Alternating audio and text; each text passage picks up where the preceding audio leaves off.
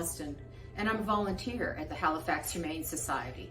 Some of you may know me, but if you don't, I'm the coordinator for our Dog Enrichment program. The purpose of Dog Enrichment is to keep our animals happy and healthy, mentally and physically, as they wait for their new homes.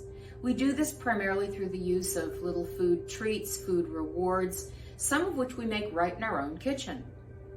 I know many of you are stuck at home because of the coronavirus and not able to participate actively on site as you used to in the past, but you can still help us.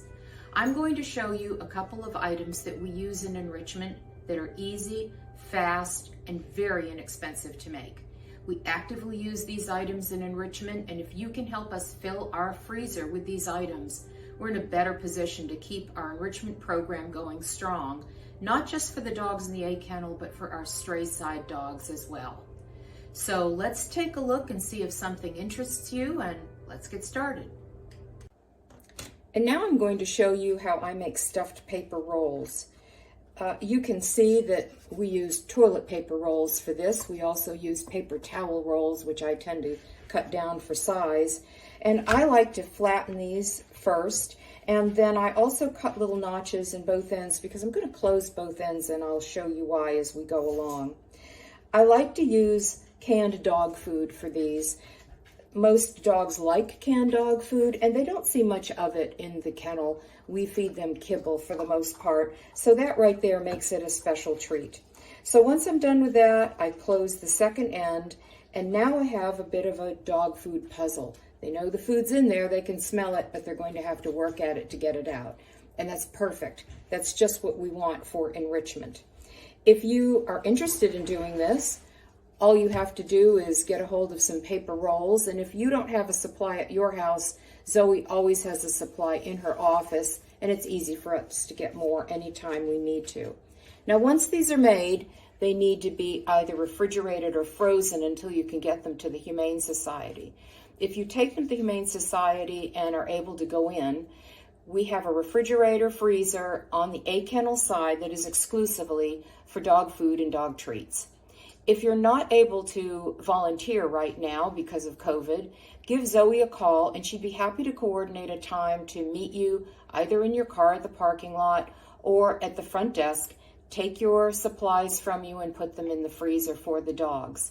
The dogs love these treats. They'd love to see more and more of them in our freezer, and they'd be so glad that you made them for them.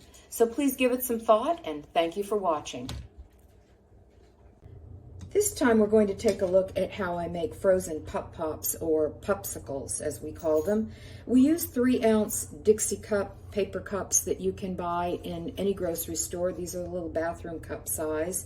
And I've put them on this tray, which is from my toaster oven, so that you can see you don't have to make big quantities. There are just 12 on here.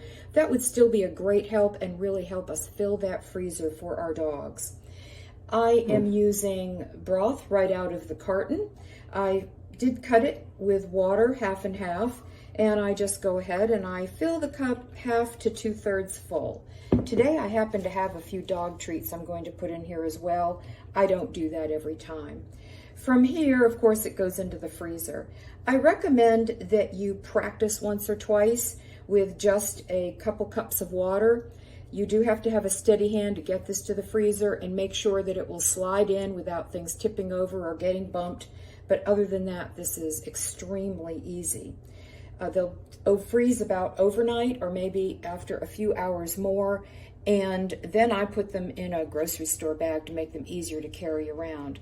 The dogs love these. They love them year-round. I think it's one of their favorite treats.